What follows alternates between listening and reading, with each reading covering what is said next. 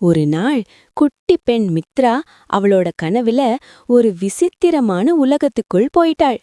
அந்த உலகம் முழுக்க சாக்லேட் வீடு, கேண்டி மரம், பிஸ்கட் சாலை, ஐஸ்கிரீம் ஆறு. மரங்களில் பழமா இல்ல, சாக்லேட் பால் தொங்குது. நதி தண்ணியா இல்ல, மில்க் சாக்லேட் ஓடுது.